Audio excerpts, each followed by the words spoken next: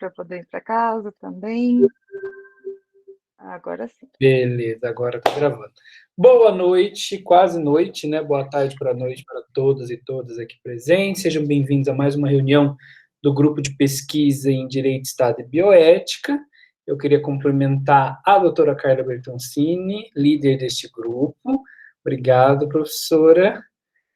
E, em especial, a professora doutora Daniela Menegotti, minha amiga, muito amiga, que saudade que eu estou de você e que honra tê-la neste grupo de pesquisa para debater um tema tão importante que a gente já vem há algum tempo conversando, né?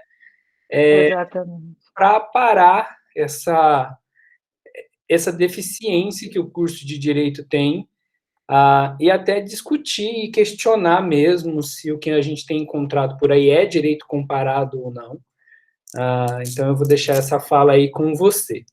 Mas eu queria exaltar a professora Daniela no sentido de que, quando eu estava na graduação em Direito do Unicesumar, e a professora Daniela entrou ao mestrado do Unicesumar, depois, posteriormente, eu entrei ao mestrado, a professora Daniela sempre foi referência de pesquisadora, sempre foi referência de autora. Eu lembro que o primeiro artigo A1 do programa de mestrado e doutorado do Unicesumar foi o dela, e vocês sabem o quão difícil é publicar um artigo A1, o quão complicado era, e na época, quando a professora Daniela, eu vou chamar de Dani, tá?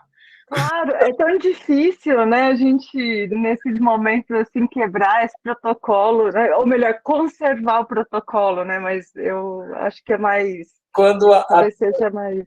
quando a Dani publicou A1, nossa, a gente falou, meu Deus, e é difícil, a metodologia do artigo é analisada, essas revistas A1, elas são muito difíceis de publicar, a gente sabe da dificuldade, a demora.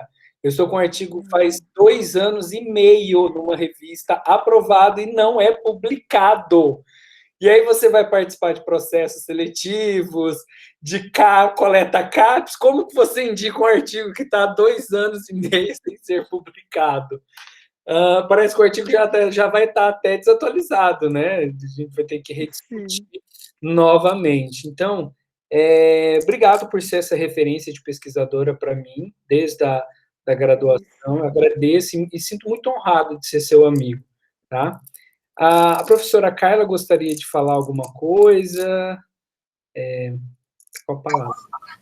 Boa noite a todos e a todas. Em nome do nosso grupo de pesquisa, Direitos, Estado e Bioética, em nome da UEMP, agradecer imensamente a Daniela pela disponibilidade e por compartilhar conosco nessa tarde, início de noite, o seu conhecimento. Dani, meu muito obrigado. Então, eu já passo a palavra para a professora Dani. Professora Dani, fica à vontade. Como o professor Jairo fala, as portas da UEMP e janelas virtuais estão abertas para você sempre.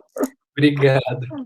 Bom, obrigada. Boa noite novamente a todos, a todas. Eu me emocionei, né? Na verdade, agora, com o professor Luiz Geraldo falando, na verdade, o respeito, o carinho e a admiração à recíproca. E, professora Carla, muito obrigada, né, por me receber aqui no teu grupo, né, no grupo. É muito difícil a gente liderar um grupo, né? Eu também lidero o grupo e, além das atividades acadêmicas, tem uma burocracia danada por trás, e o líder tem que, né, na verdade, enfrentar, na verdade, isso a gente faz com muito carinho, mas são atribuições que acabam, sim, tomando bastante tempo. Então, deixo aqui né, o registro aqui também da minha consideração por isso. Não é todo mundo que enfrenta-se, né? Na verdade, se dedica mesmo a um grupo de pesquisa, com registro, com membros, né? Não é algo que a gente faz ali, né, do dia para a noite. Então, muito obrigada, né, por me acolher aqui nessa tarde. Aos alunos, né, mestrandos, doutorandos, acadêmicos da graduação também. Nós também precisamos quebrar um pouco essa ideia de que grupos de pesquisa são grupos onde as reflexões são intangíveis, né? Ou seja, são inalcançáveis, né, para quem está na graduação, e na verdade é justamente o contrário. Às vezes com uma palavra com uma pergunta às vezes simples, né, a gente responde um grande problema, né? Então, muito obrigada também ao EMP, né, que é uma instituição de referência.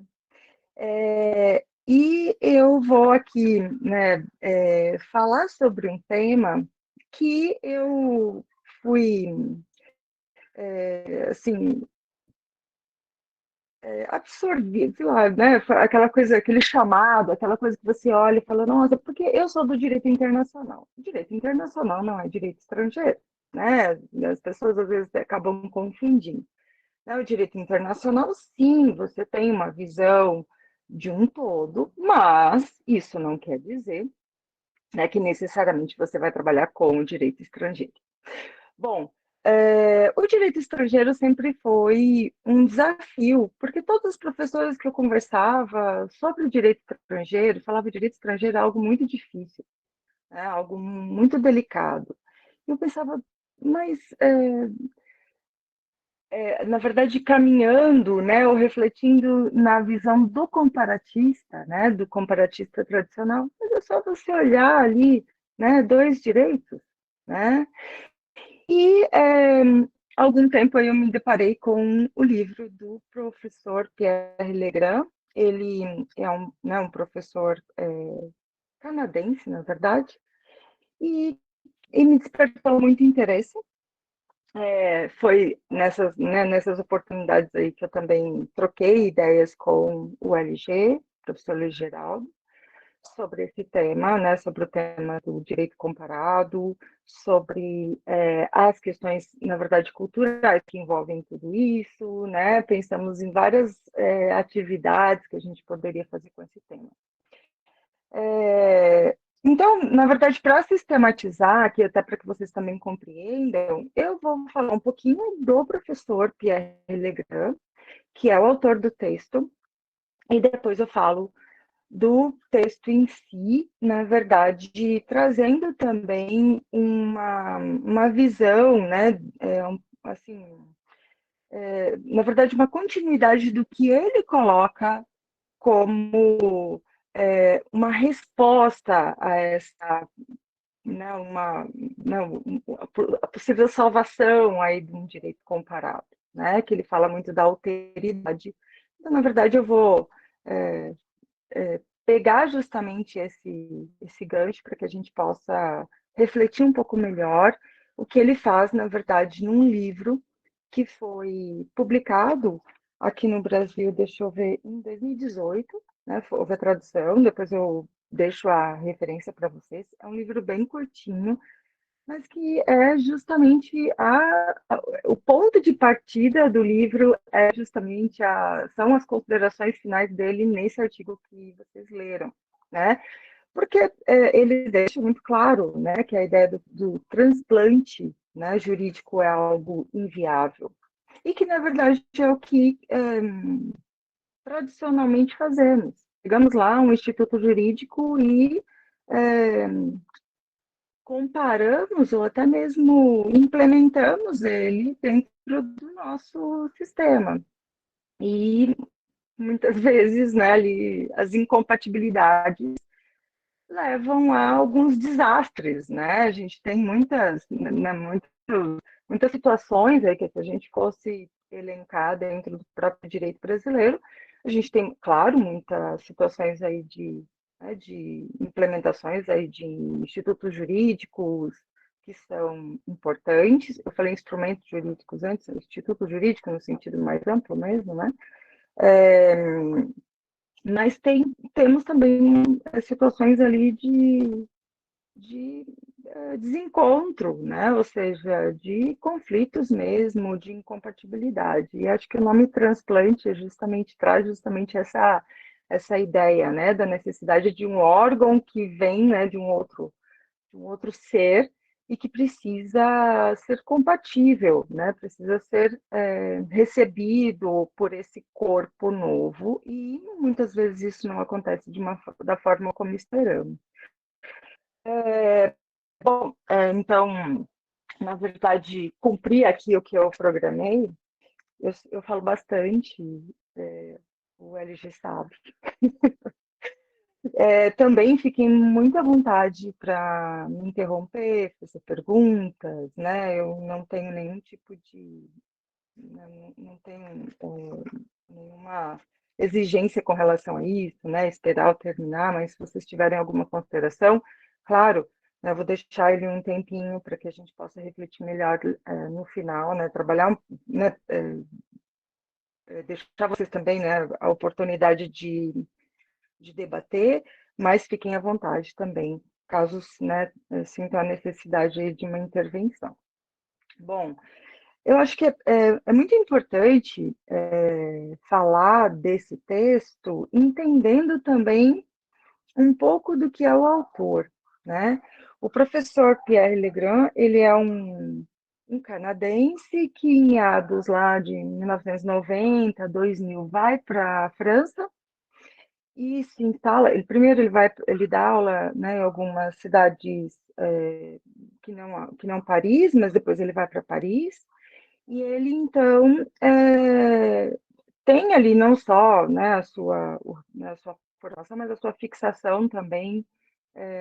Ele é hoje professor permanente da Sorbonne, que é a instituição, a Universidade, a Paris 1, né, a Universidade Francesa aí de maior referência, a qual eu tive né, assim, a satisfação, né, e o privilégio de poder passar ali alguns dias do meu doutorado. Eu fiz doutorado de sanduíche na Sorbonne.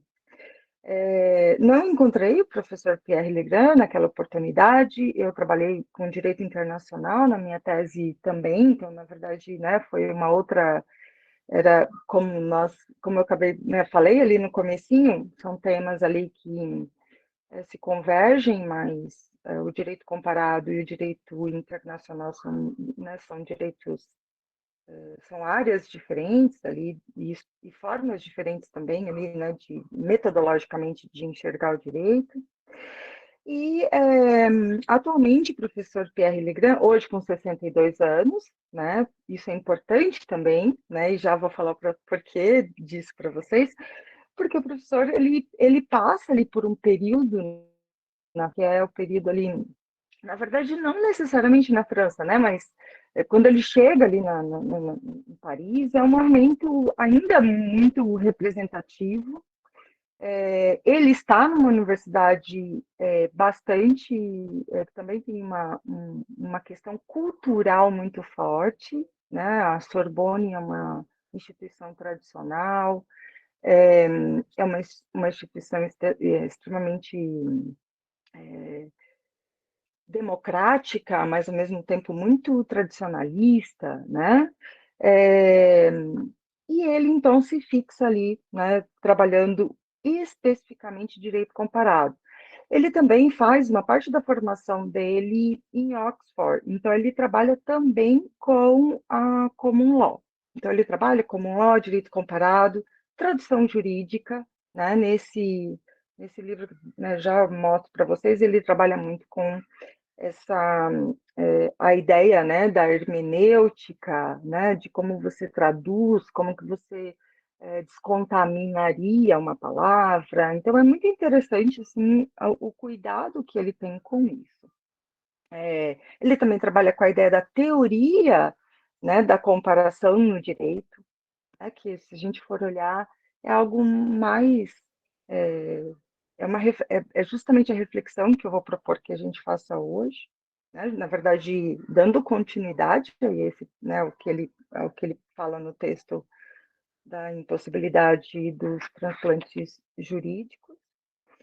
E eu até escrevi aqui, eu falei, ele é um canadense, mas é possível ver assim nele uma alma de um francês, né? E por que eu disse para vocês que isso era importante?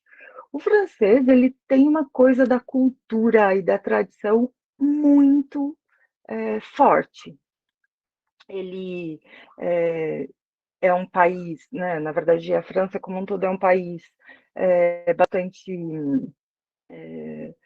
multicultural, digamos assim. Eu tive a experiência de ficar em Paris mesmo, né, durante 6 meses para frequentar a Sorbonne, e é muito visível a quantidade de nacionalidades que você encontra, né, ou seja, línguas que você escuta sendo falada nos metrôs. Então, a França, na verdade, também tem uma questão das antigas colônias francesas, né, que, na verdade, os, a, as antigas colônias francesas, na verdade, não, os cidadãos desses países acabaram tendo a possibilidade de também ter, né, a permanência na França. Então, é um país realmente muito multicultural, né?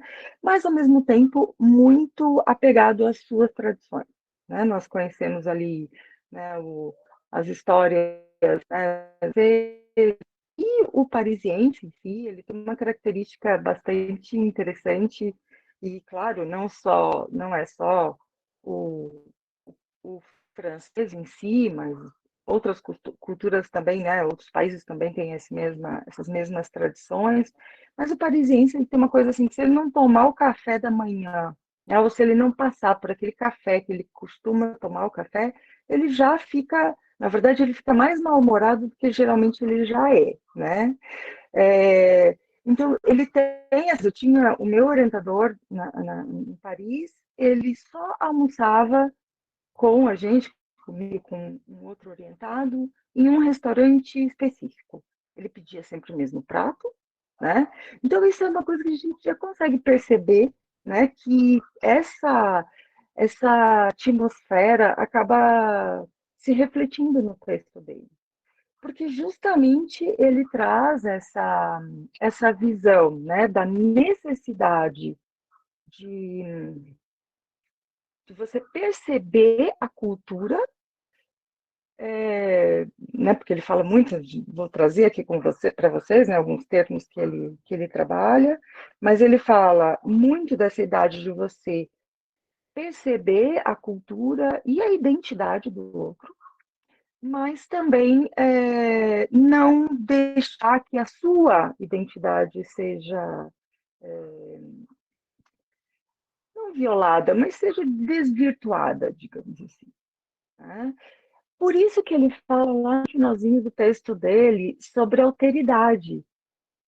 Né? Vocês perceberam que ele fala, qual que é a saída? É a alteridade. A gente precisa saber olhar o outro, entender o outro direito, mas não deixar que aquilo te tampe os olhos porque é seu.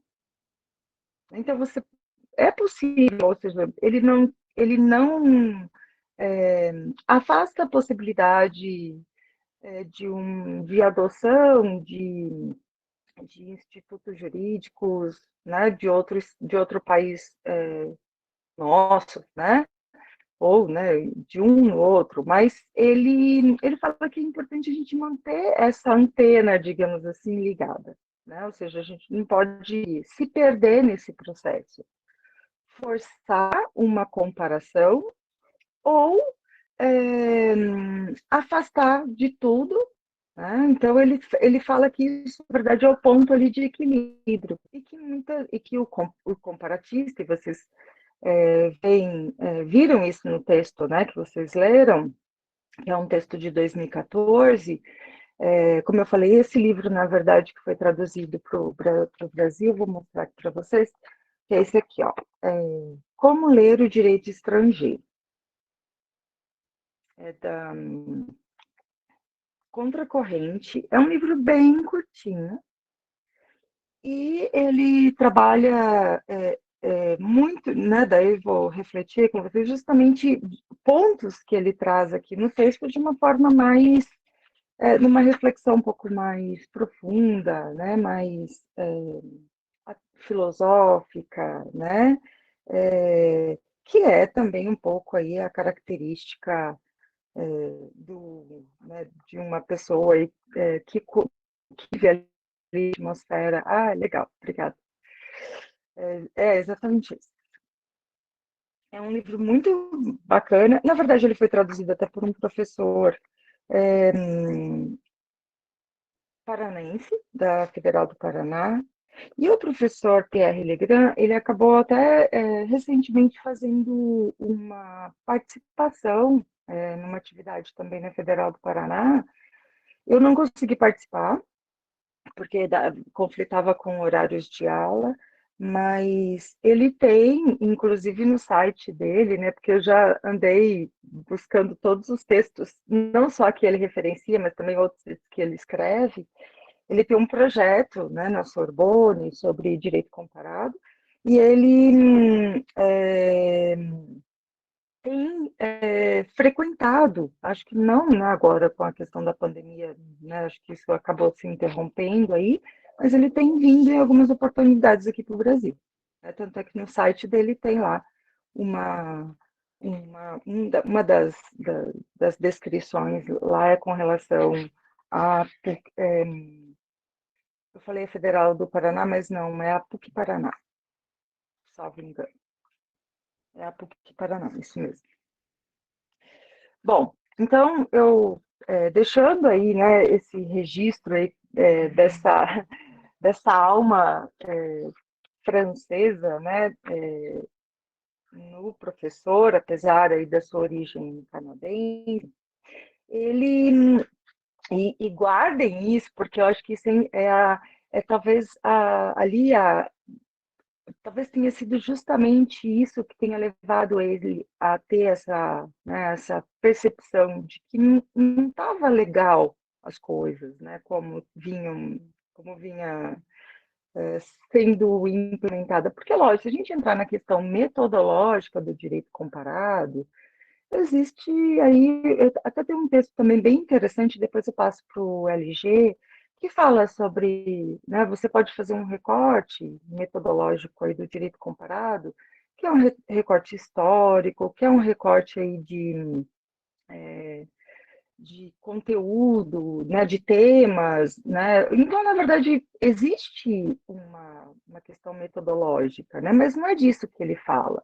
Ele fala justamente da percepção que, independente da metodologia que se aplique, da percepção equivocada que muitas vezes nós fazemos, né? Nós, digo aí, né, de forma geral, os pesquisadores fazem, porque são levados, às vezes, a entender que o direito comparado é tão somente você ali, né, aproximar esses dois sistemas jurídicos e identificar ou não, e muitas vezes forçar uma identidade, o que, na verdade, não é, na visão dele, né, o adequado, e é claro, eu acho que sempre a gente tem ali um ponto em que discorda, né? Eu tenho uma certa curiosidade, é por isso também que eu me debrucei em alguns textos dele, porque ele faz uma crítica nesse livro sobre a ideia de harmonização de normas, e eu fiquei né, com aquela pulguinha atrás da orelha para saber se fala com relação, por exemplo, padrões, assim, como tratados internacionais. Se a gente for ver, isso é uma forma de você harmonizar, né, um direito.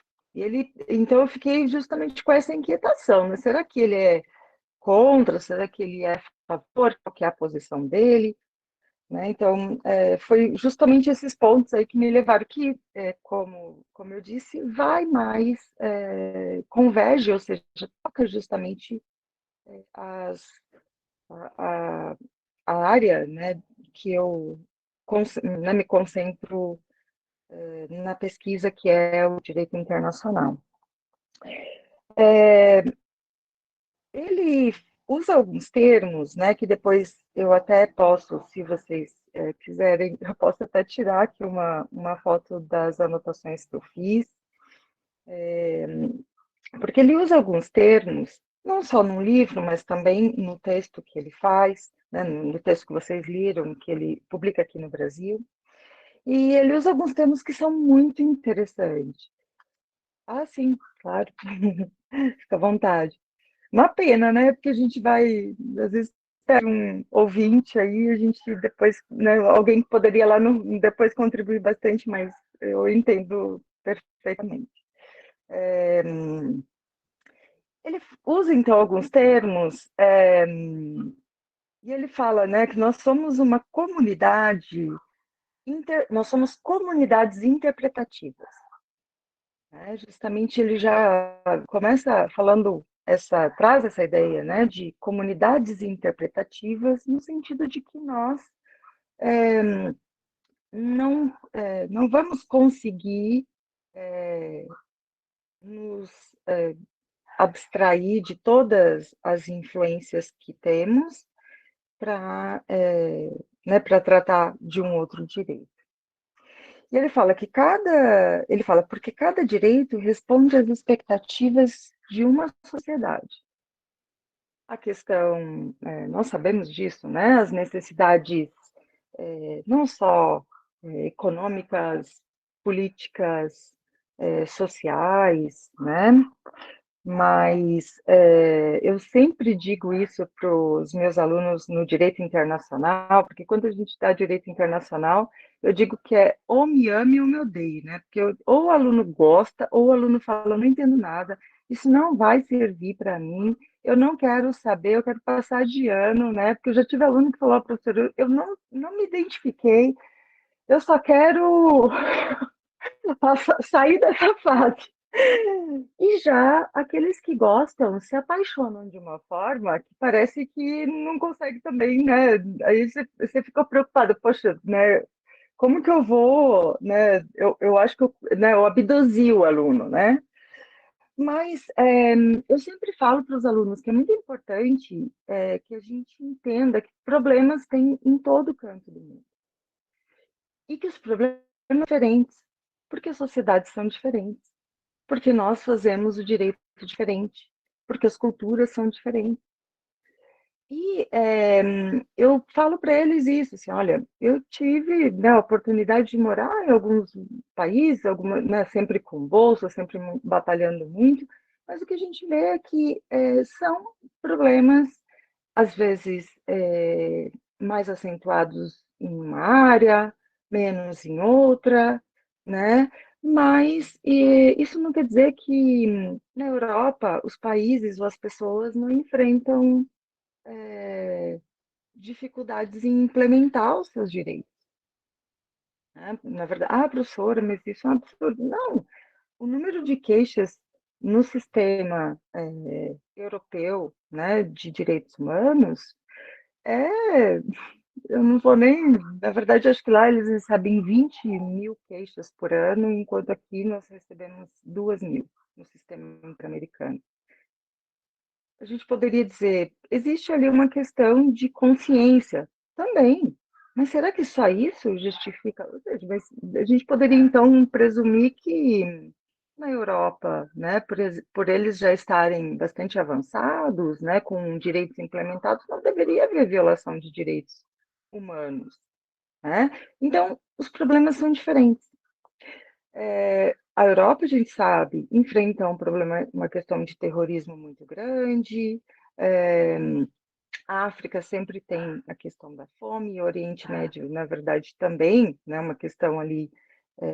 Nós estamos assistindo agora, novamente, o conflito entre Israel e Palestina, né, que é algo que frequentemente, na verdade, nunca se cessou, né? Nunca não, né? Desde a Segunda Guerra Mundial, nós temos assistido, a sociedade tem assistido frequentemente conflitos naquela área. Então, problemas tem e são diversos. E não dá para olharmos e sempre acharmos que os nossos são os piores, Não, a gente tem que enfrentar de cabeça erguida e enxergar que em outros lugares também existe problema e que, né, na verdade, na medida do possível, a gente tem que... na verdade, é a nossa função também, né, até como operador do direito, tentar uma solução, tentar soluções, buscar formas de solucionar. Então, e o professor Pierre Legrand, ele traz isso de uma forma bastante evidente. Eu também ia comentar com vocês o professor Antônio Carlos Volkmer, né? Há alguns anos começou a trabalhar bastante a questão das normas da América Latina. Há muitos anos já assisti uma palestra dele e é aquela coisa assim que você pensa, poxa, por que essa ficha não caiu antes? Porque ele diz o seguinte, né, de uma forma muito modesta, como é o professor Volkmer é sempre uma pessoa muito gentil, talvez a gente não tenha enxergado, mas a nossa identidade cultural é muito diferente da Europa. Então, nós temos aqui, enquanto lá eles precisam se preocupar com questões de imigração de uma forma mais intensa, claro que a gente também tem essa preocupação em acolher, preocupação em resolver o problema lá naquele país onde o contexto né, que está gerando esse problema existe, mas é importante a gente entender que nós temos uma cultura que é diferente, nós temos um meio ambiente tem muito, né, o meio ambiente ainda com uma necessidade de proteção muito acentuada. A Europa é um contexto diferente, né? A Europa já é industrializada. Aí, né, não cabe aquele discurso aqui, não, mas eles já destruíram tudo e agora, né, estão lá, né, curtindo. Não, eles têm outros problemas.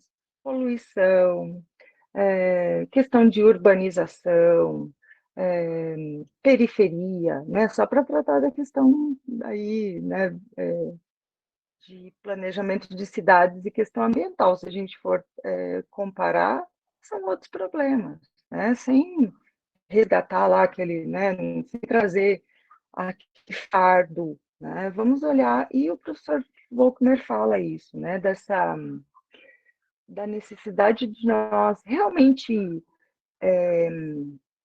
não só enxergarmos, mas também que a gente reconheça que a gente tem uma Pachamama, uma mãe natureza, que os países da América já começam, né, já há alguns anos já fazem né, da Pachamama um sujeito de direito, que nós temos comunidades indígenas que precisam da nossa atenção, porque isso faz parte da nossa cultura, né? Porque nós temos um processo aí né, de discriminação que ainda está sendo lado, ou seja, nós não podemos, né, fazer um transplante jurídico, né, né, da Europa para cá. Nós não podemos e também fazer um transplante da realidade, né, querer viver uma realidade que não é a nossa, dentro aí, né, da sociedade como um todo. Mas só para né, a gente poder também ver que as ideias acabam se conectando e mostrando justamente esse caminho que o professor Pierre Legrand né, nos mostra, né? Olha, talvez seja por aqui, né?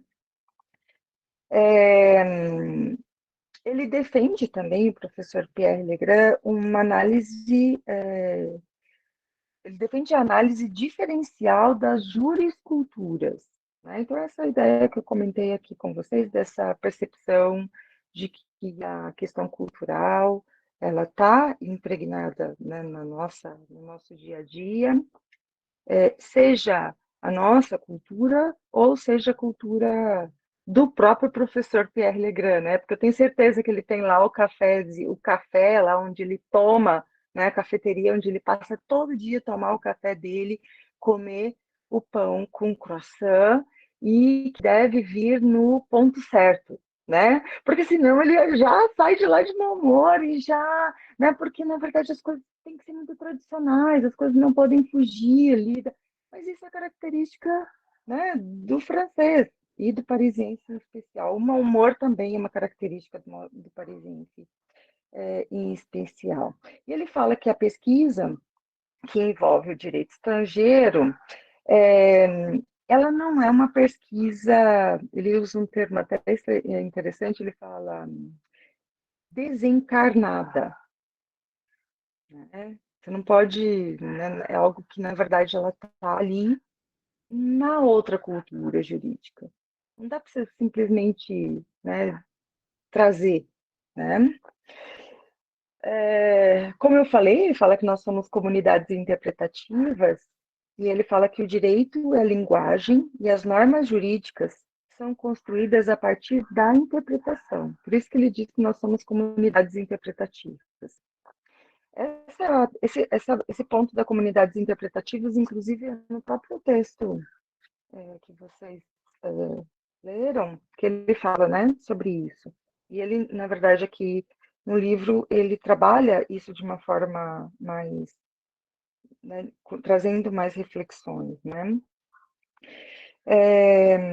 E daí ele toca no ponto que eu quero falar com vocês, né? Que ele fala que o jurista, ele deve ser um jurista interessado na alteridade jurídica, ou seja, no respeito pelo outro, que quer dizer, né, de outra forma, no direito, não, ou seja, no respeito pelo outro, isso é, pelo direito à diferença do outro. Então, ó, é isso que é importante, que nós estejamos abertos para enxergar o outro. Né? Ele vai lá em Derrida, né? Derrida e Emmanuel Levinas, né? Que fala muito sobre alteridade. Então ele vai lá nesses autores justamente buscar essa reflexão. Então ele fala que nós precisamos estar abertos, né? A enxergar justamente essa possibilidade e também melhorar o nosso desempenho hermenêutico. Ele fala que é diferente de uma interpretação.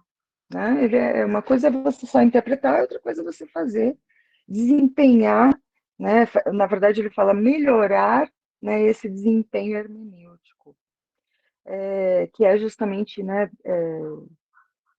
não tão somente interpretar o outro, mas deixar, ou seja, enxergar, se colocar realmente no lugar do outro, se permitir, né, assim, né, entender o outro de uma forma mais completa, né? Ou seja, como até um pouquinho do que eu fiz aqui com o próprio Pierre Legrand, né?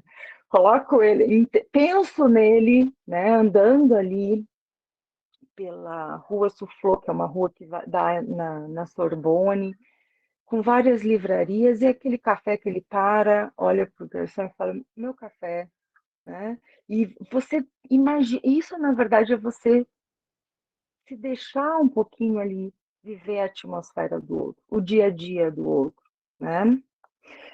Entender aquela situação para poder então se abrir para esse estudo do direito comparado, né? Porque ele fala, olha, na verdade é como nós chamamos, né? Direito comparado. Poderia dar outros nomes, como eu falei, uma análise diferencial das jurisculturas. Mas nas próprias pesquisas dele, ele trabalha com, né, direito comparado e teorias, né, da comparação no direito, enfim. Ele também usa um termo que eu achei muito interessante, que ele fala que quando nós fazemos, então, essa comparação com outro direito, nós não estamos, nós temos que reapresentar o direito e não representar o direito. Então, é reapresentar, né? Porque aqui eu estou no meu celular, eu não consigo escrever, mas depois eu também, como eu falei, eu posso até, se vocês quiserem tirar aqui uma foto para vocês. Então, essa ideia do reapresentar é você reconstruir, né? Ou seja, você entender todo o processo aquele Instituto do Jurídico surgisse. E não tão somente pegar, né, aquela coisa meio aleatória, né, porque é interessante, e fazer uma análise comparada, mas entender, reconstruir todo o processo. E ele fala que, na verdade, isso é que vai te permitir, né, estudar o outro, que é, na verdade, escutar o outro, compreender o outro, com reconhecimento e respeito, que é muito, até, né, realmente algo que talvez na filosofia, né, isso seja algo já bastante, uma reflexão bastante natural, mas ele falou isso justamente na perspectiva da análise do direito, né? Ele fala também que a modéstia deve ocupar um lugar importante na pesquisa comparada, né? Então, ele trabalha com essas, né, com esses padrões, assim, né, de você não ser aquele que chega, né, arrogante, achando que, né, né, que entende, que vai conseguir compreender. Em uma passagem até do texto dele, agora eu não me recordo se foi do livro ou se foi do texto Transplantes Jurídicos, que ele fala que muitas vezes o pesquisador, ele chega num ponto que ele não consegue entender aquele instituto jurídico, então, na verdade, ele acaba meio que forçando. Ah, não, ó, dá certo aqui, funciona assim, isso vai ajudar a gente a resolver vários problemas, né? Então, na verdade, justamente essa. Ele fala que nós temos que evitar a complacência, de tentar agradar, né? Que é a ideia assim, de você tentar fazer com que a coisa dê certo, só para ficar bonito, para agradar os outros, né? Na perspectiva de, olha, eu vou falar que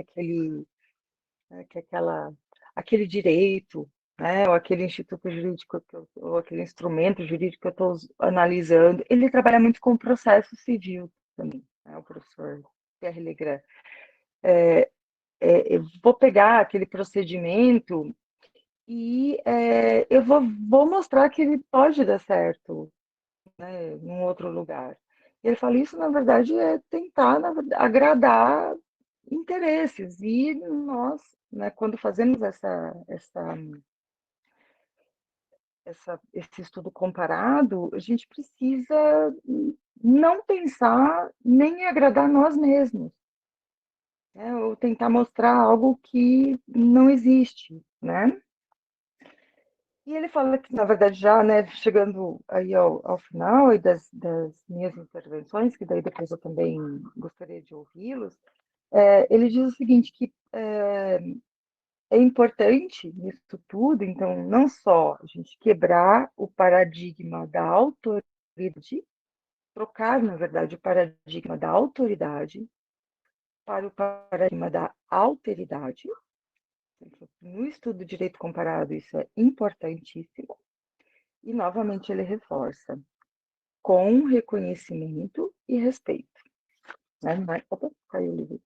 Não é porque, né, você não precisa também, né, ou seja, com complacência, entendendo que você não precisa agradar ninguém, que você pode encontrar talvez uma resposta que não seja a esperada, se abrir para esse outro direito, mas reconhecendo, respeitando e reconstruindo esse direito, né? Entendendo por que que ele existe, né? Como que ele surge naquele momento e por que que aquele, aquele direito, né? Aquela situação é tão importante dentro daquela sociedade, o que levou, né, a essa sociedade. E daí ele fecha até o próprio livro dele com uma reflexão, com uma frase do Montesquieu, que é o seguinte, ele diz, tá, mas para que eu disse tudo isso? Por que que eu cheguei até aqui com vocês? Ele falou, eu quero que tenha um significado. Ele diz, que é importante que é importante não enxergar como semelhante os casos realmente diferentes e não perder de vistas as diferenças daquelas que parecem semelhantes. Ele fala, se quiser digitar aí o LG, não enxergar como semelhantes os casos realmente diferentes e não perder de vista as diferenças daqueles que parecem semelhantes. Não é porque a gente pode encontrar situações que são produtivas e que vão realmente ser importantes para as reflexões. Ou seja, ele não está dizendo que o direito comparado é algo ruim, que não imprestável. Não, ele diz, olha, a gente só precisa estar atento e saber reconhecer isso tudo. Né? Então, ele fecha aí o próprio livro dele com essa citação do Mê. O livro dele, só para que vocês também entendam, ele é dividido em dois, assim, e ele até mais da metade ele faz nessas reflexões que, de certa forma, eu acabei aqui construindo com vocês, mas também depois ele conta a história de um pesquisador. Como esse livro foi feito aqui, a tradução, na verdade, quando foi autorizada a tradução para o Brasil, ele ajustou toda essa parte, então, na verdade, é uma pesquisadora brasileira, né, que está, né, a trabalho nos Estados Unidos, se não me engano, e ela vai, e o próprio escritório dela pede para ela fazer uma pesquisa sobre determinado tema. E, então, ela passa algumas semanas na biblioteca pesquisando. Então, ele relata, e toda essa, né, na verdade, como nós, na verdade, nos portamos quando às vezes a gente se depara com a necessidade de pesquisar o direito comparado, né, e ele fala daí história, ele conta, na verdade, o personagem, então, é uma brasileira. Então, é muito bacana, assim, né? E isso realmente nos, nos faz, né, nos coloca em nos leva a muitas reflexões. E é aquele livro, ó, aquele texto assim que você termina e fala, poxa, né, eu quero mais, eu quero um pouco mais. E, na verdade, nós fazemos isso. Na verdade, fazemos o que eu digo, fazemos essa aproximação com muita frequência. Nós temos uma influência muito forte, né, do próprio direito francês, propriamente dito, né, do Código Napoleão, da parte civil, principalmente, né, ali do direito napoleônico, mais do direito romano, e nós fazemos essa aproximação nas nossas pesquisas. Talvez esse texto tenha nos mostrado, né, o texto e o livro, é de que a gente pode ser realmente mais, talvez, apurar a nossa alteridade nesse momento, né, e deixar realmente, enxergar realmente as situações de forma, né, ou seja, essas pequenas aproximações que às vezes fazemos dentro de uma pesquisa, seja uma iniciação científica, seja no mestrado ou no doutorado, às vezes um ponto ali específico que você vai buscar lá no outro, né, no outro sistema jurídico, a explicação daquilo que você está debatendo, né, colocando como tema aqui no teu trabalho, na tua pesquisa, mas eu acho que é importante a gente, né, quando a gente deixa aí esse botãozinho da autoridade acionado, a gente entra né, com uma perspectiva diferente, né, quando vamos aí fazer essas aproximações. Eu agradeço imensamente, como eu falei, eu falo bastante, né? Eu gosto de falar, gosto e acabei tomando aí uns 45 minutos aí, com a minha fala, mas eu fico à disposição de vocês para debater, discutir. Eu acho que o Luiz Geraldo caiu ou ele fugiu aqui da minha... Estou aqui.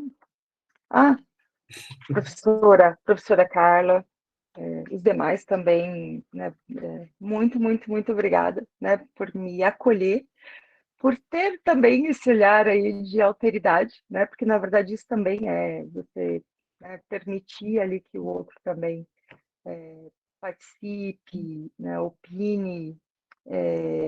Então, muito obrigada por esse momento. E Luiz Geraldo, LG, não tem como a gente chamar, né? Não, sim. Eu vou incorporar o nome igual o pessoal tem feito, é a Xuxa, a Pelé, a Lula, vou incorporar, é meu nome. Obrigado, Dani, pela sua fala. A primeira pergunta que, na verdade, eu gostaria de fazer para você, que é o que eu perguntei uma vez para você, a gente ficou de dialogar bastante sobre isso, e até pensar em como fazer isso, o que não fazer num artigo, na escrita de um artigo, numa pesquisa, num projeto de direito comparado. Aqui eu tenho a liberdade, a professora Carla me dá essa liberdade de ser bastante crítico com relação à metodologia, principalmente nessas discussões, porque a ideia do nosso grupo é levar o melhor caminho para que os nossos alunos, nossos pesquisadores possam produzir os seus trabalhos. Aqui nós temos trabalhos que convergem no diálogo com a bioética e temos trabalhos que divergem em ramos do direito, né? Então tem mais focado a pessoa, mais focado ao direito de família, e fora os novos pesquisadores que estão aí para apresentar os seus novos trabalhos. Mas como a gente conversou, quando eu fui para a Irlanda, já tá chato, né? Eu preciso mudar de país, já preciso viver em outro país para poder falar do outro país. Quando eu fui para a Irlanda, eu tive uma experiência de entender a cultura deles e de falar sobre a cultura deles que jamais eu teria estando no Brasil. Principalmente, eu participei ontem de uma aula, convite da professora Letícia, lá da Universidade Luterana do Brasil, no Rio Grande do Sul, onde eles estavam perguntando sobre a Agenda 2030 dos Direitos Humanos da União Europeia e como que a Irlanda está se portando. E por incrível que pareça, no dia anterior não, antes da palestra, no mesmo dia, eu tive uma reunião com a minha supervisora lá da Irlanda para ver como que vai ficar a situação, e aí eu perguntei como é que estava, porque as notícias que nós temos aqui no Brasil não eram muito animadoras do conflito Irlanda do Norte e Irlanda. E ela falou que é pior do que imaginamos, os conflitos civis já estão acontecendo. Então, falar de agenda de direitos humanos, de igualdade de gênero, de imigrantes, da população, toda aquela da ODS, tudo aquilo que o direito humano já vem querendo implementar no mundo, para eles ficou em total segundo plano. Eles estão com um problema no Brexit. O Brexit foi feito, mas não está em prática, não se sabe a fronteira. Há ataques terroristas em Dublin, em Belfast, irlandeses do IRA já se reunindo para se reorganizar enquanto conflito civil, então estão próximos de uma guerra novamente, né? Não no mesma potencialidade bélica da faixa de Gaza, que nós temos visto, mas de ataques terroristas a shopping centers, a locais de circulação de pessoas. A Covid, não sei se ajudou, se a pandemia ajudou isso a não acontecer agora, se deu uma freada no Brexit nesse problema, mas eles não estão mais preocupados em cumprir o que a União Europeia tem colocado. A preocupação deles agora forçar a União Europeia a falar: vocês têm que fazer um acordo. A coisa está piorando. Para entender o ódio deles dos irlandeses da República. Porque, gente, como você fala assim, para que a gente vai brigar com o Paraguai? A Argentina tá ali, deixa eles ali quietinho, né? O que é isso? Para. Se você falar isso para um irlandês da República, ele vai olhar para você e vai falar, porque o território de cima não é seu. Porque eles acham que o território da Irlanda do Norte é deles. E que aquelas pessoas lá são ingleses que invadiram o território deles. Porque antes do Brexit, aquela história lá, todo mundo era europeu. Eu não sei se alguém aqui teve contato com europeus que não moram no próprio país, é italiano, mas mora na Irlanda, é irlandês, mas mora em Portugal. Eles têm essa ideia dessa supranacionalidade e isso pegava legal ali. Ah, eu sou europeu, ah, eu sou da zona do euro, ah, todo mundo feliz, uhul, festinha. Só que agora, os irlandeses do norte não são europeus. Então, os irlandeses chegam e falam assim, não, eles não são europeus. Por que eles têm que ter benefícios da União Europeia? Por que eles têm que ficar no meu território? Eles não entendem isso. E o ódio é tão grande que eu tive alunos que foram, alunos da Dani também, que foram para a Irlanda, você falava que eles ficavam em casa de família. Ah, hoje a gente vai conhecer a Calçada dos Gigantes, fazer um tour pela Irlanda do Norte. Gente, a Irlanda do Norte é menor, não dá nem metade da metade do estado do Paraná. É pequeniníssima. Eles olhavam para a gente e falavam assim, mas por quê? O que você perdeu lá que você não pode ver aqui? A Irlanda é muito mais bonita do que aquele lugar. Enquanto aquilo não for nosso, e eu olhava assim, o meu landlord, ele falava assim, mas você vai levar seus alunos para aquele país? E eu não entendia, até que a minha supervisora é a minha referência de, eu não estou entendendo, por favor, me explique. Ela falou assim, o meu avô foi assassinado por um irlandês do norte. Eu não piso naquele país. Aí eu, oi? Então, a proximidade da dor desta guerra é de uma geração que viu isso. Então, está muito próximo. E aí você vai querer falar sobre direito comparado, sobre direitos humanos na Irlanda, e não entende desse conflito, não entende que a dor é tão isso, você perde a característica de falar do país, em falar em direito comparado, né? Porque parece que eu vejo os alunos falar em direito comparado, eles pegam a legislação, porque na França falou isso, aí no Brasil falou isso, mas não entende a situação francesa.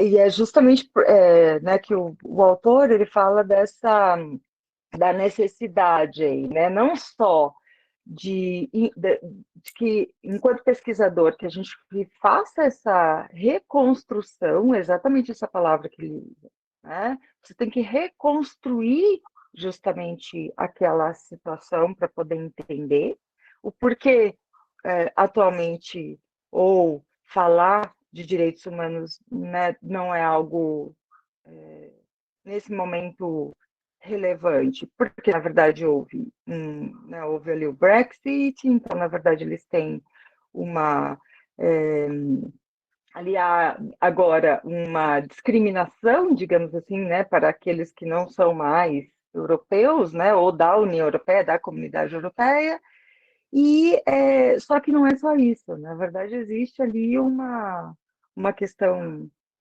histórica, né, cultural ali, uma memória ainda, né, como você falou, ainda muito viva, e isso, na verdade, é o que impacta ali naquele problema, naquele momento. Então, como o professor Pierre Legrand fala, é importante a gente se permitir, como você fez, né, com a tua supervisora, você quase que sente um pouco, né, o que você se permite falar, poxa, né, com a minha família eu então talvez teria a mesma reação de não querer frequentar aquele país ou né, de não querer me envolver com aquele, nem estar naquele território, nem chegar, nem atravessar a fronteira. Então, tudo isso, eu vou até comentar algo que é muito, assim, trazendo um pouco, né, antes mesmo de trazer o texto do Legrand, eu fiz uma pesquisa que eu fui levada a, né, fui provocada por um aluno de iniciação científica. Ele queria falar sobre o crime de desacato. E eu falei, não, tudo bem, vamos trabalhar, era o projeto que ele queria fazer. Eu falei, olha, então envolva aí toda a questão né, do Pacto de São José da Costa Rica, para a gente poder fazer ali uma conexão com o direito internacional. E ele, tanto é que esse artigo foi publicado em uma revista A1, né? Esse trabalho fruto, né, essa pesquisa fruto de uma iniciação científica, saiu ano passado numa revista A1. E o aluno, ele então começa a fazer a pesquisa, e eu desde o começo eu disse, assim, né, nas minhas hipóteses, assim, eu disse, é só a gente reinterpretar o desacato que está tudo resolvido, né, porque não precisa tirar do código, porque ele falava para mim, professor, precisa tirar o tipo penal do desacato do Código Penal. Eu pensava, não vai dar certo na hora que chegar no final da pesquisa, porque ele vai chegar numa conclusão e eu acho que eu vou chegar em outra. Né, a minha hipótese era outra, né? E eu, levada por ele, né? Ele foi pesquisando, foi trazendo texto, eu fui achando o texto, a gente foi, né, trocando. No final da pesquisa, eu me convenci, na verdade, me convenci, não, a reconstrução que nós fizemos diz realmente o tipo penal de desacato ele está fora da caixinha, ou seja, ele está aí eu vou só para contextualizar, né? Eu acho assim que eu também não foi eu não fui convencida por ele, eu fui convencida pela reconstrução que ele justamente faz.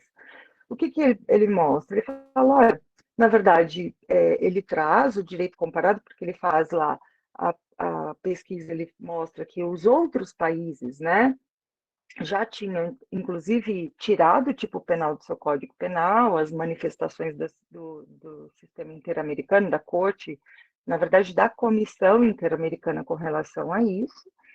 E o que ele demonstra, né, o que a gente consegue que fica evidente, é que, na verdade, o tipo penal de desacato é um tipo penal que surge na América no período da ditadura. E que, na verdade, é, sim, obrigada a você. Na verdade, é ali uma. Então, na verdade, foi um tipo penal que, diante da conjuntura, né, ditaduras, eles então criaram um tipo penal que é o desacatar uma autoridade no exercício da sua função. Ponto. Né? E a crítica, na verdade, aí é claro, a gente vai para uma outra, né, uma questão mais aí do direito penal, do estudo do tipo penal, e fala, olha, é um tipo muito subjetivo. E no final, poxa, a minha hipótese realmente não era a hipótese, não era o que realmente não tem como você a conclusão é, você não precisa, existem outros tipos penais que podem ser aplicados, desobediência,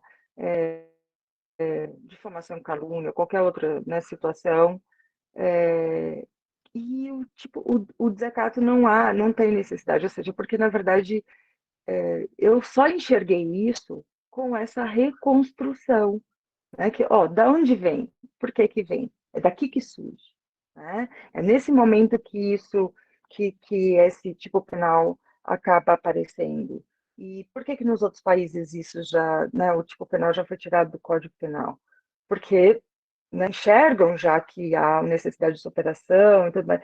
Então é interessante a gente ver que às vezes intuitivamente a gente também faz o que o professor Legrand fala, né? Mas como eu falei, deixar esse botãozinho da alteridade aí apertadinho, né, assim, acionado, eu acho que acaba potencializando essa percepção, né? Ou seja, talvez eu tenha, né, com esse botãozinho da alteridade ativado, eu teria formulado outras hipóteses, e não tão somente a de que a gente precisaria reformular a interpretação que a gente dá para o tipo penal de desacato quando ele me propôs aquela pesquisa, né? Porque você fica ali sempre né, preso, você não está preso na reconstrução, né? Você não está preso, você fica em outra, né, a interpretação, né, né? Mas eu acho que, né, respondendo a outra pergunta, eu acho que o que a gente não pode fazer quando a gente faz o estudo do direito comparado é olhar o direito do outro tão somente com os nossos olhos. Eu acho que é isso. A gente precisa se deixar se envolver, né? Entrar um pouco nessa, não só na atmosfera atual, mas também reconstruir ali o processo daquele direito que você está comparando. E, e como o professor Legrand também fala, evitar a complacência, né? Evitar tentar agradar, né? Tentar fazer com que aquilo caminhe em uma direção, porque você quer buscar ali atender, né? Ou respeitar, não criar atrito com alguma, né? Com alguém. Então você deixar realmente o que é, o direito do outro a aparecer, né? Acho que seria isso, sim. Não sei se eu te... Não, respondeu sim, obrigado. Eu recebi uma mensagem, não sei quem do grupo, eu acho que é a Ana Paula, que está fazendo uma disciplina na PUC, e aí já temos algumas mãozinhas levantadas. Eu vou começar com a Ana Paula, pode ser? Claro. Obrigado, Ana Paula. Professora, boa tarde. Estão me ouvindo bem? O microfone hoje? Tá bom. Sim. Professora, tudo bem? Parabéns pela exposição, é interessantíssima a sua apresentação. Eu queria falar que realmente eu estou fazendo uma disciplina que é com o professor Legrand. Ele está transmitindo diretamente da Provence a disciplina dele para os alunos da PUC, de Curitiba, e aí, aproveitando esse período em que a gente está por teleconferência, eu consegui fazer essa disciplina também. Já estou na terceira semana, a disciplina blocada. Ele tem umas referências bibliográficas muito interessantes, disponibilizou bastante material. Se a professora tiver interesse, inclusive, eu posso passar para o professor Luiz, ele me apreciar, né? Então, tá bom, vou passar para ele. Então, assim, só também aproveitar para esclarecer que esse professor que traduziu o livro dele é o professor da PUC que organiza a disciplina, que divide a disciplina com ele, basicamente, né? Também é bem interessante. Então, parece que é a terceira vez que eles fazem a disciplina, que eles apresentam a disciplina no Brasil. Eventualmente, se continuar por mais um semestre à distância, talvez seja até possível de outros fazerem também, né? É verdade. Então, é bem, bem legal. E uma das coisas que ele fala bastante, ele faz uma crítica à ideia de direito universal, que é uma das defesas dos comparativistas que ele chama de positivistas, né? E o direito universal, de certa forma, é meio que um modo do direito internacional se organizar, que busca, não crescendo, né, chegar até um direito universal. Eu queria que a senhora falasse um pouquinho sobre isso, o que acha dessa questão. Ana Paula, obrigada e parabéns aí pela iniciativa também, e sim, com certeza, eu estou aqui também ensaiando aí para também fazer um contato com o professor Legrand, na verdade, né, dizer da afinidade, não só minha, mas acho que de muitas pessoas, né, com relação ao tema dele, ao tema, né, a abordagem dele com relação ao direito comparado. E sim, Ana Paula, eu vou ficar aguardando aí as referências. Que bacana, eu sei que eu vi que o professor Daniel, que é quem organiza a disciplina e que traduz o livro, ele divulgou, eu participo de alguns grupos no WhatsApp, ele divulgou que teria esse grupo essa atividade com o professor Legrand, mas pelo que eu entendi, não, na verdade, você fazendo a disciplina, essa não provavelmente eles fizeram ali alguma participação dele, e a questão é só porque todo o curso em inglês, né? Ele faz em inglês, né? Então, na verdade, é também aí um desafio, mas Mas que bacana. Eu preferia em francês, particularmente, mas pas possível. Eu também. Isso é possível. Isso é possível. É muito difícil a gente. Mas pelo menos assim, um canadense francês, né? Porque eu acho que hoje ele é mais francês que canadense, de fato, né? Falando inglês é mais fácil de se compreender, né? Do que alguém que seja originário de língua inglesa. Então, eu tenho sofrido um pouco menos com isso. Se serve de algum alento, o meu francês ainda é melhor que o inglês. Sim. Meu também. Eu acho que eles são mais cuidadosos daí também, né, para fazer. Mas, Ana Paula, a tua pergunta é muito interessante. Também foi um dos pontos aí que me levou, né, que me chamou a atenção com relação ao Legrand, né, que eu até comentei, né, porque ele fala ali que ele dá ali uma alfinetada nas questões no livro, né, ele dá uma metadinha assim nas questões dos tratados internacionais, né, dessa coisa de uma uniformização, né? Assim, tem alguns doutrinadores, e também uma outra coisa que me inquietou é que tem uma jurista que eu gosto muito, que também é da Sorbonne, e ele não fala sobre ela no livro. E ela trata, é a professora Mireille Delmar Marty, não sei se você já ouviu falar dessa doutrinadora. Ela fala muito sobre o direito, ela tem um livro que foi até traduzido aqui para o Brasil que se chama Por um Direito Comum. E ela entra nessa reflexão assim da necessidade de se respeitar as questões culturais no direito, nos direitos humanos, né? E ela trabalha com uma ideia, então ela rompe com a ideia da universalização do direito. Isso, exatamente, é essa mesma, DG. Ela rompe aí com a ideia da universalização do direito, ela diz isso não vai funcionar, porque nós temos culturas diferentes. O que nós precisamos buscar é uma harmonização. Então, ela diz, né, porque ela tem uma questão interessante, porque ela trabalha. Essa professora, ela veio do direito penal, e depois tanto é que esse livro, Por um Direito Comum, trabalha em muitas questões, assim, né, na perspectiva do direito penal, e ela fala, na verdade, nós não vamos conseguir trabalhar com essa ideia de um direito único, como um direito universal, como um rol de direitos que é aplicado para todo mundo da mesma forma. Isso não vai acontecer. Na verdade, aí por isso que eu até vasculhei muito assim para ver se ele eventualmente trabalhava assim, né, com a professora Mireille, porque ela também diz, olha, né, a professora Mireille, ela fala, é importante a gente fazer uma reflexão do direito entendendo o contexto daquela sociedade. Então, não vai tentar falar sobre a questão do acesso à cultura ou acesso à arte, vamos, né, pegar uma coisa assim, num país em que as pessoas estão passando fome. Isso não vai funcionar. Não adianta você falar, não, mas o direito é um direito que tem que ser para todos. Mas nós precisamos entender que há culturas e elas precisam ser respeitadas. Então, ela trabalha com essa perspectiva.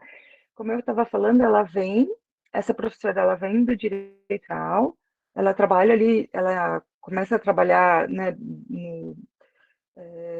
também com a parte do Tribunal Penal Internacional, né, e ela entra no universo dos direitos humanos. Ela é uma filósofa que começou medicina no começo da vida acadêmica, então ela pensa um pouco, assim, ela gostava também muito de arte, de pintura, tal, então ela pensa sempre muito, é sempre uma aventura, os livros dela. Depois até eu posso pegar também, ou tem outros livros muito interessantes. Tem até tem um texto do professor Siddhartha, que ela trabalha sobre internacionalização do direito. Aí, Ana Paula respondendo, tá, assim, né, contextualizando, assim, para né, te dar talvez essa resposta, porque talvez o professor Pierre Legrand nos deixa com essa pulguinha atrás da orelha. O que você pensa sobre isso, né? Mas eu acho que, na verdade, ele vai também por esse caminho, de que, claro, você pode criar direitos que devem ser respeitados, né, por uma questão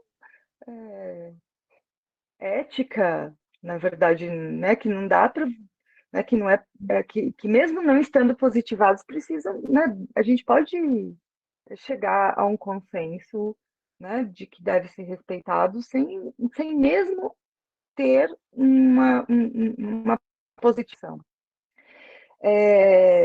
Mas que é importante enxergar cada realidade para então enfrentar esse direito, né?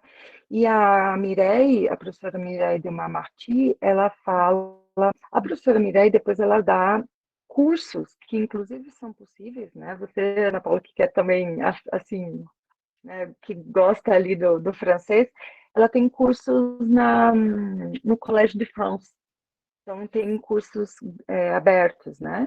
E ela trabalha com um termo que até na graduação é o título do meu grupo de pesquisa, que é sobre a internacionalização do direito. Ela fala, na verdade, que existe uma troca, na verdade, né? E que existe um processo aí de quase de uma harmonização. Então, você entra ali meio que... Existem regras, e daí eu vou fazer uma metáfora, né? Vou descrever uma metáfora que é o seguinte, ela diz... ela fala, os sistemas jurídicos no mundo são como nuvens no céu. É como você olhar uma nuvem e pensar que aquela nuvem é um sistema jurídico. Então, ele tem ali a sua carga, né, às vezes ele está lá mais carregado, aquela nuvem, ela está mais fechadinha, uma está mais branquinha, né, outra está mais, você olha lá longe, tem outra mais branca. E ela fala, e essas regras que harmonizam esses direitos é como o vento que leva esses sistemas jurídicos para a mesma direção. Então, eles não são idênticos, eles não serão idênticos, mas eles estão indo para o mesmo caminho, né? Porque, na verdade, esses tratados internacionais, essas regras, na verdade, levam esse direito, esses sistemas jurídicos, na verdade, para uma mesma direção, só que eles são, um é common law, outro é civil law, um é mais fechado, outro mais aberto. Então, ela trabalha com essa ideia que eu acho que, na verdade, acaba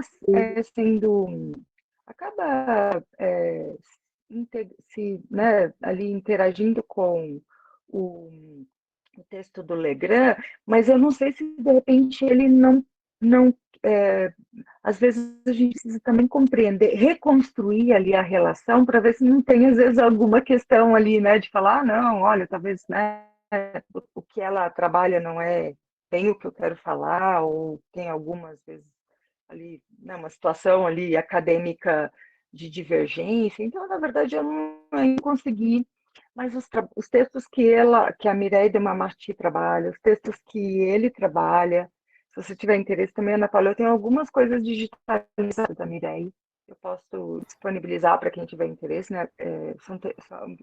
Muitas coisas, na verdade, são em francês, mas tem algumas coisas também traduzidas aí, mas que converge com isso. Então, essa ideia de um direito universal talvez tenha sido, lá, né, pós-Segunda Guerra Mundial, o caminho que a sociedade internacional tem encontrado para poder se firmar as organizações internacionais, né, que é aquela ideia lá de uma paz perpétua, de uma ideia mais kantiana, tal, mas hoje quem é ali o que a gente fala da escola, né, da universalista dos direitos humanos, não tem encontrado muito espaço, né, principalmente com as questões culturais que se afloraram, né, assim, a gente consegue também interagir com as outras culturas, a gente consegue enxergar a diferença, a gente consegue também,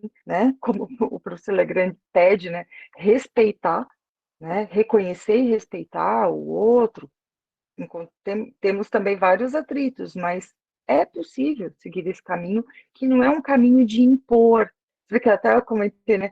Trocar o paradigma da autoridade, ou seja, de você impor um direito, que é universal, para o da alteridade, de você seguir algo, né? Assim, aí a Mireille diz, a resposta né, que eu encontraria, você tem harmonizações, mas impossível a gente falar de um direito universal.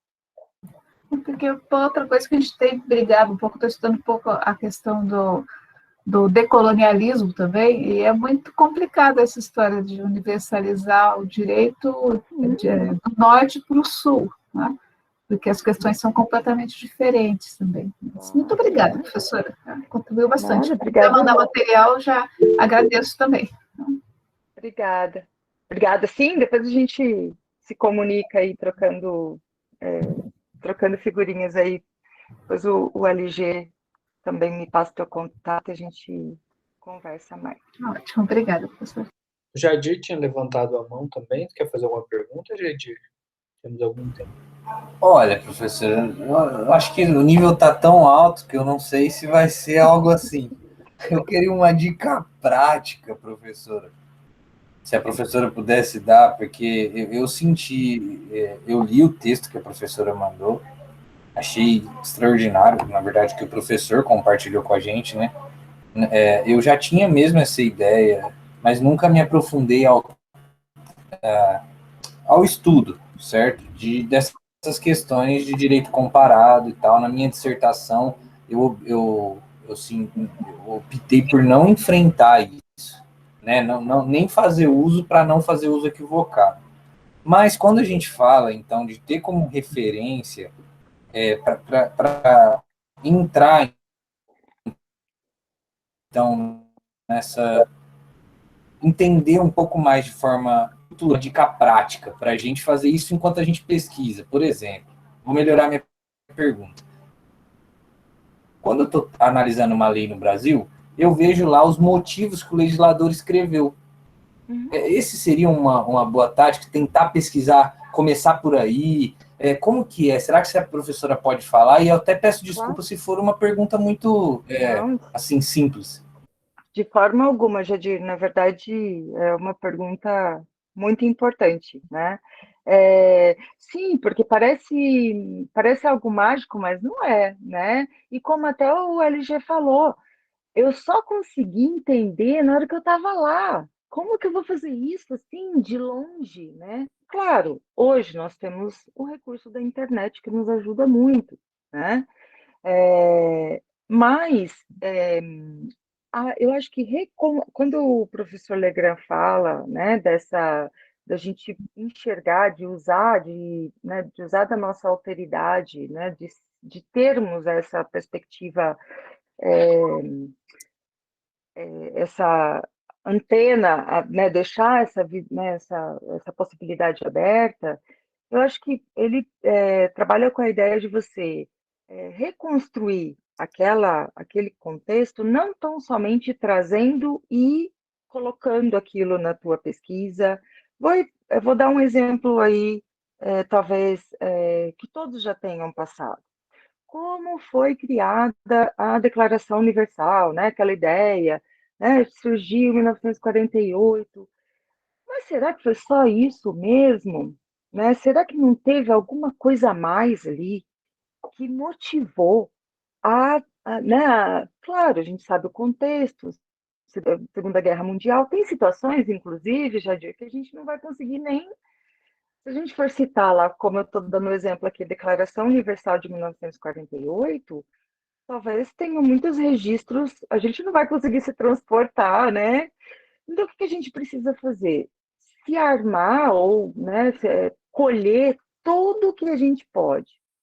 E eu tenho algo que eu carrego ali do meu orientador de mestrado era uma pessoa, assim, eu aprendi muito com ele, porque ele era uma pessoa muito próxima dos orientados dele, mas assim, de puxar a orelha mesmo, ele puxava a orelha da gente, ele dava bronca, igual eu falava às vezes para ele, eu sou poucos meses mais novo que você. Na verdade, parece ser minha irmã. Você é meu irmão mais velho, do jeito que você fala comigo. Você me dá bronca na frente das pessoas, às vezes, sabe? Aquela coisa assim. E ele falava, tinha algo que ele falava, enfim, dentro de todas as coisas, ele falava algo assim: olhe os bastidores. Né? Não é uma coisa óbvia, você não vai achar isso lá, você vai achar pesquisando. É isso que é a pesquisa, né? De você ir lá. Então, por exemplo, a Declaração Universal de 1948 surge, então, pós-Segunda Guerra, a gente sabe, nós não tinha nenhuma tratado internacional, nenhum regulamento, nada que tivesse o rol ali, né, para falar uma coisa bem, bem que talvez aqui não caberia, né, um rol taxativo ali dos direitos, tal, dos direitos que eram direitos das pessoas. Então, surge a ONU, dentro da ONU surge uma comissão que é formada para criar aquele direito. E ela é então, viúva, né, a viúva, né, do ex-presidente dos Estados Unidos, né, naquela situação, a Eleanor Roosevelt. E o que ela faz? Não sei se vocês sabem disso. Ela sai escrevendo carta para os juristas, filósofos, pensadores, pessoas de referência nos estados. Gandhi responde ela. E ela pergunta para Gandhi: o que é direito humano para você? E Gandhi diz: direito é o direito que eu tenho é o direito que minha mãe é o amor que minha mãe tem por mim. Se a gente for ver, é algo que parece uma coisa meio boba, mas é o bastidor, entendeu? É aquilo que te levou a fazer com que aquela comissão se debruçasse, né? Ela está lá, às vezes, com toda a declaração, toda de preto, né? Parece, ainda de luto, né? Parece ainda carregando luto. Você começa a entrar nessa atmosfera, é uma outra coisa do que você vê lá 30 artigos com os direitos. Você meio que sente um pouco aquela vida, né? Você imagina Eleanor Roosevelt escrevendo e recebendo uma cartinha, gente, de Gandhi. Então, é uma coisa assim, você entra numa... Então, eu acho que é um pouco isso, entendeu? Você realmente ir olhar um detalhe que às vezes ninguém percebe. E o meu orientador de mestrado, ele adorava isso, né? Ele falava que Tomás de Aquino era tão gordo que na hora que ele ia sentar na mesa, na verdade ele era tão gordo, e ele gostava tanto de comer, que ele fez um buraco na mesa para caber a barriga dele. Eu me lembro até hoje das coisas do Tomás de Aquino, né, que ele fala, por quê? Isso, na verdade, é uma coisa, eu acho que é justamente isso, é você reconstruir aquele momento, ou aquela ideia, ou aquela sensação, entender por que aquele direito está ali, como o LG falou, por que há essa mágoa, né, entre, né, os cidadãos ali da Irlanda e da Irlanda do Norte, por que existe essa... você vai falar, não, né, tipo, tira isso do teu coração. Não, mas não é isso, existe algo que é mais, entendeu? E às vezes você vendo uma notícia, entendendo a história, lendo uma outra coisa. Então, acho que é o que até o Legrand fala, ele fala que a gente precisa se armar, não, até é muito interessante que ele fala assim, não que o direito, não que a sua pesquisa vá para a história, vá para a economia, vá para a política. Não é isso, você tem que, se o seu objeto de pesquisa é o direito, você precisa se concentrar nele. Mas é importante que você se arme de todas essas ferramentas para você se sentir confortável em falar daquele direito, né? Para você poder ali entender o porquê que aquilo acontece, o porquê que aquela...